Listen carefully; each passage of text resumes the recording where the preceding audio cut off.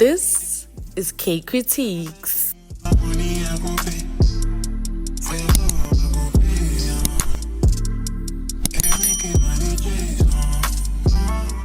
Hello everybody and welcome to another episode of Kay Kritiques, where we discuss all things South African television. And today we are discussing the season finale of Adulting Season 2, Episode 12, titled Adulting Begins.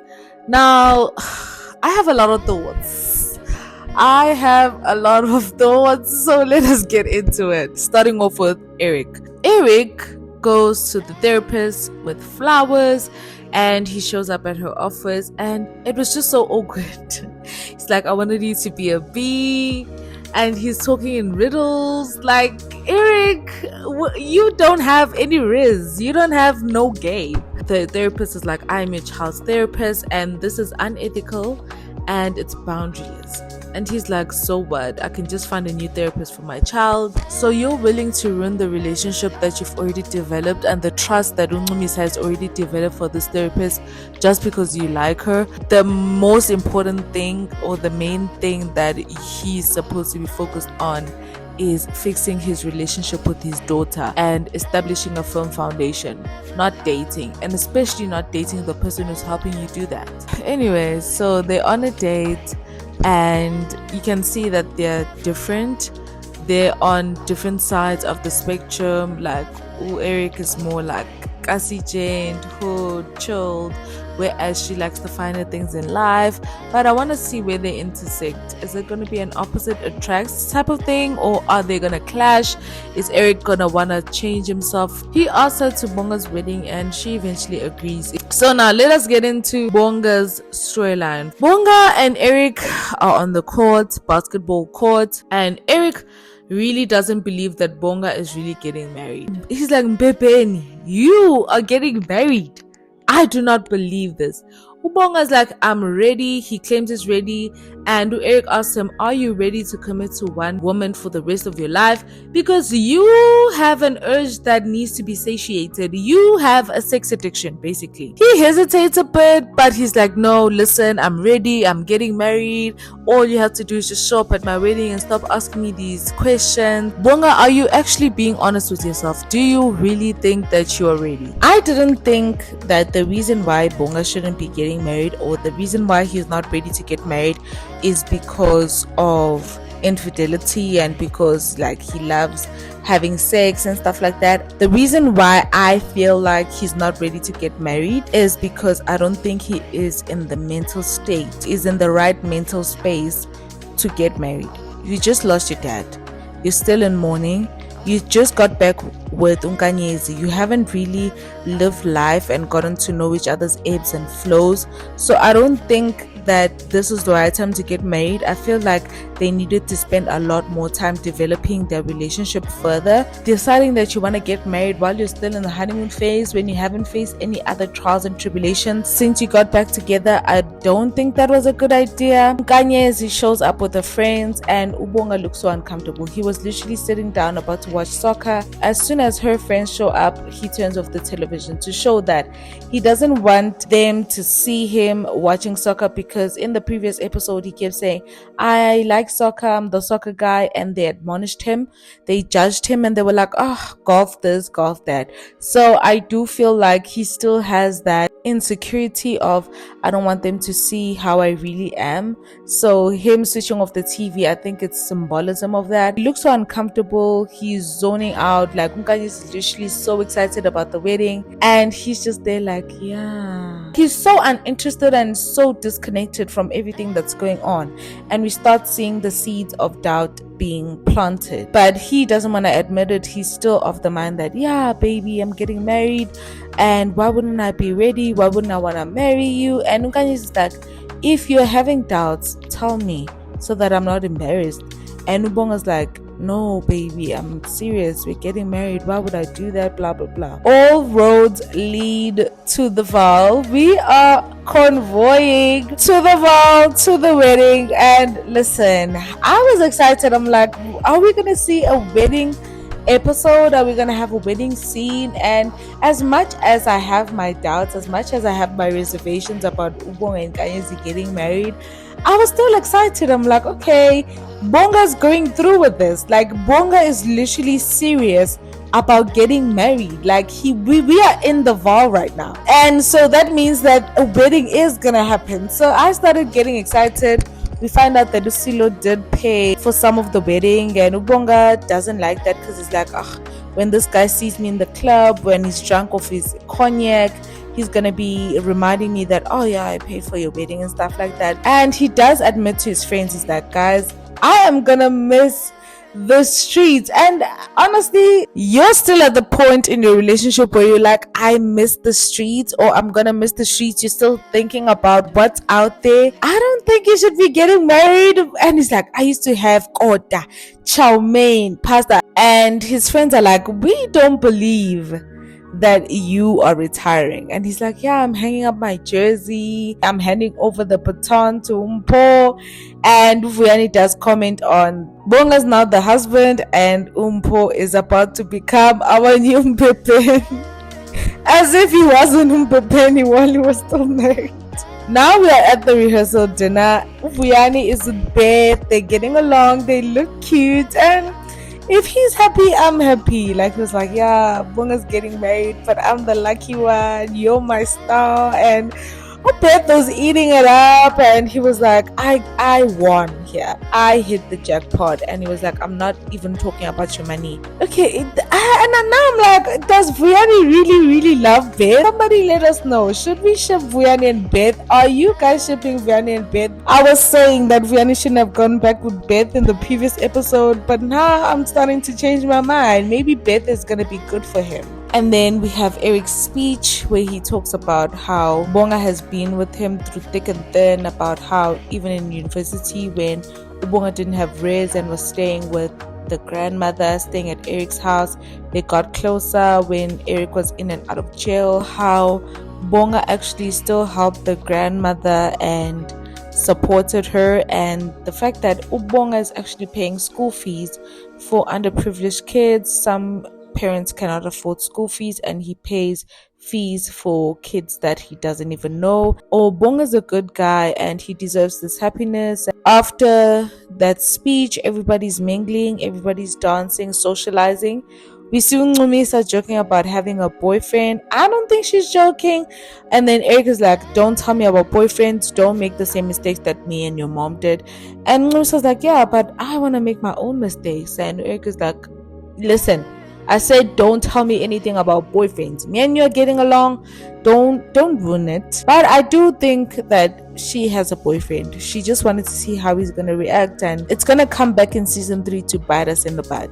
Ubonga is having a heart-to-heart with his brother, and the brother's like, listen, everything is going well. Like, I love Nkanyezi. She's gonna be the star to shine on Thembe clan, and you're really lucky, and I just wish that dad was here to see you getting married, to see the step that you've taken to getting married.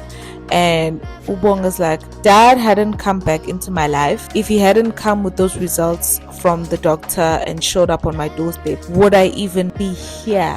And that made me think and speculate that Bonga's only getting married because his dad wanted him to get married. That was the last thing that his dad said to him while they were at the hospital. Remember the suit story at the funeral where the mom was saying that your dad kept the suit because he always said, this is the suit that I'm gonna wear when Bonga gets married. That's the reason why he's marrying Nkanyezi, which is dangerous. Like, you don't want to be marrying somebody just because of somebody else.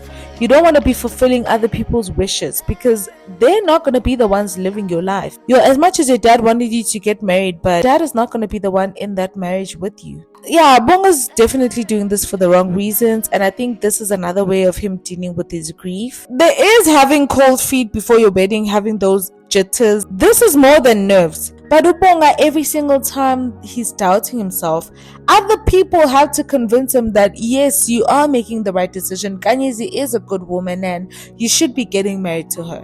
He is not the one who's convincing us or trying to convince himself that he should be getting married.